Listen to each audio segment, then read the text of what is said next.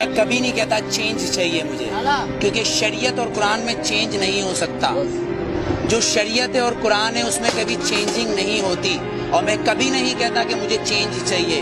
مجھے وہ چاہیے جو میرے آئین میں لکھا ہے، جسے یہ اسمبلی کے اندر بیٹھے ہوئے لوگ اسمبلی نو نو نو نو نو بالکل نہیں۔ اس آئین کو پڑھیں، کیونکہ آسما جہانگیر نے اس آئین کو اپنا بنایا ہوا ہے، صفدر عباسی نے اس آئین کو اپنا بنایا ہوا ہے، پر دستور پاکستان کا آرٹیکل نمبر 1 یہ کہتا ہے کہ یہ سلطنت خداداد پاکستان ہے، مطلب یہ اللہ کی زمین ہے۔ اگر میرا گھر ہے تو میرا قانون چلے گا۔ آپ نے مطالعہ پاکستان کی 9th کلاس کی کتاب پڑھی ہوگی جس کے اندر 14 نکات قائد اعظم کے ہیں، پر آپ آئین پاکستان پڑھنا بھول گئے جو منشور قرآن سے ہے۔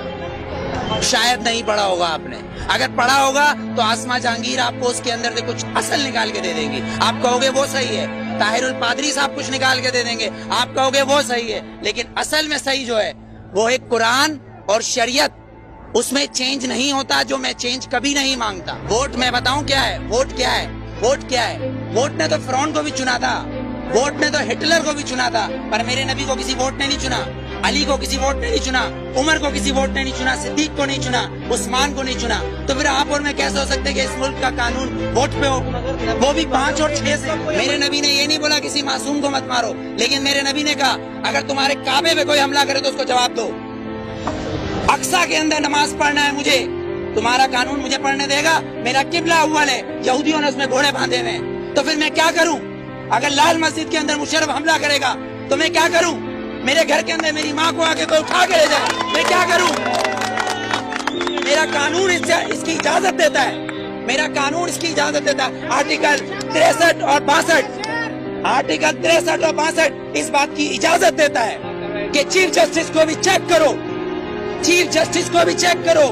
لیکن یہاں تو میں پارکنگ والا کھڑا ہوں، یہ پارکنگ والا میں کھڑا ہوں، یہاں گورنمنٹ آتی کہتی گورنمنٹ کی گاڑی ہے، تو یہ جو گدھے کھڑے ہیں، یہ جو گدھے کھڑے ہیں جن کے ٹیکس سے یہ گورنمنٹ بنتی ہے، جب یہ 10 روپے اور 20 روپے دے رہے ہیں تو یہ گورنمنٹ کیوں نہیں دے گی؟ یہاں تو یہ قانون ہے، 3 قانون، آرمی کا ایک، گورنمنٹ کا ایک، اور ایک مجھ جیسے اور ہم جیسے گدھوں کا الگ۔ کیونکہ ہم حبیب جالب کے بقول ہم 18 کروڑ گدھے ہیں، ہم 18 کروڑ گدھے ہیں۔ اگر صوفی محمد سواد کے یہ کہیں کہ میں دستور کو نہیں مانتا، آئین کو نہیں مانتا، تو وہ کافر، اس کو گرفتار کر لو، نظر بند کر دو، ٹھیک ہے؟ اس کو